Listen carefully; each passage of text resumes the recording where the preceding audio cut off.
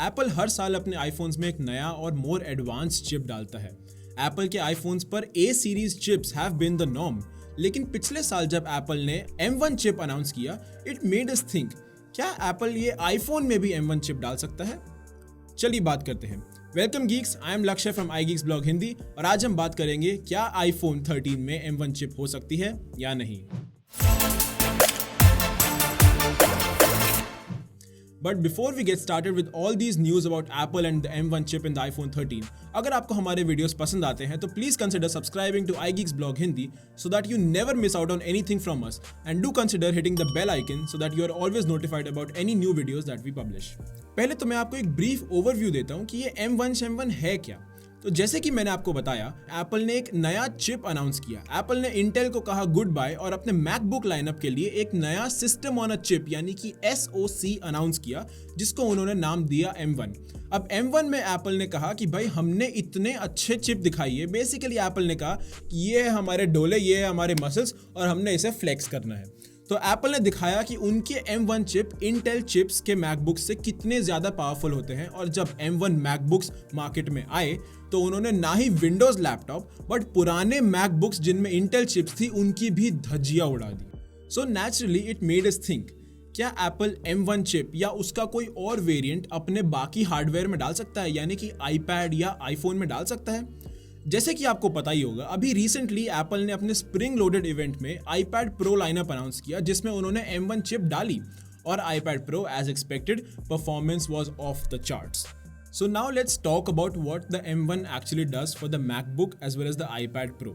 जैसे कि मैंने आपको समझाया, this M1 chip is actually a system on a chip. ये पूरा एक सिस्टम आपके इस चिप के अंदर है।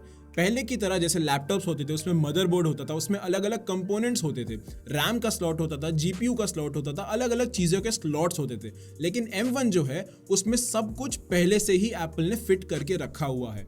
इसके अंदर है 4 performance course, 4 efficiency course, GPU के लिए 8 कोर्स और न्यूरल इंजन के लिए 16 कोर्स। तो पूरा का पूरा system on a chip Apple ने इस M1 के अंदर बनाकर रखा हुआ है। एंड बिकॉज एप्पल ने अभी तक M1 को मैकबुक और आईपैड्स में यूज़ किया है, तो इसकी रैम कैपेबिलिटीज़ भी ज़्यादा है। Minimum 8 GB RAM can be fitted on an M1 chip and अब तक 16 GB एप्पल यूज़ कर चुका है, but I am sure there is room for more. Apple इसमें और भी रैम यूज़ कर सकता है। तो अब बात करते हैं आईफोन के लिए, क्या M1 एक्चुअली आईफोन में फिट हो सकता है? Let's talk about some things that Apple will have to cut down in order to fit M1 in an iPhone. सबसे पहले बात करते हैं रैम की। मैंने आपको बताया 8 GB RAM minimum M1 chip में डल सकती है, पर क्या आईफोन की रैम इतनी ज़्यादा होती है? As far as I know, and I'm sure a lot of you people know it as well, iPhone की रैम कैपेबिलिटीज़ इतनी ज़्यादा नहीं है। आईफोन को इतनी रैम नहीं चाहिए होती। जो लेटेस्ट आईफोन है, द आईफोन 12 Pro Max, उसको भी सिर्फ 6 GB रैम चाहिए होती है। और जैसे कि मैंने बताया, M1 की मिनिमम रैम रिक्वायरमेंट 8 GB है। एप्पल 8 GB तो डालेगा ही। तो अब बात आती है पावर रिक्वायरमेंट्स की।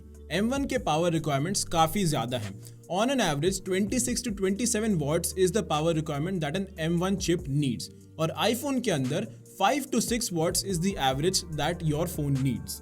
तो अगर एप्पल को M1 को आईफोन में फिट करना है तो M1 की पावर रिक्वायरमेंट्स कम करनी पड़ेंगी। तो ये कैसे होगा, आइए देखते हैं। So here's a little comparison for you. M1 के अंदर मिनिमम 8 GB रैम फिट होता है और A14 के अंदर 4 या 6 GB रैम फिट होता है। 4 GB RAM for iPhone 12 and 12 mini and 6 GB RAM for iPhone 12 Pro and 12 Pro Max। और अब बात करते हैं परफॉर्मेंस के बारे में। M1 चिप के अंदर है 16 बिलियन ट्रांजिस्टर्स फॉर परफॉर्मेंस, जबकि A14 चिप के अंदर है 11.8 बिलियन ट्रांजिस्टर्स फॉर परफॉर्मेंस, यानी कि कोर्स में फर्क है।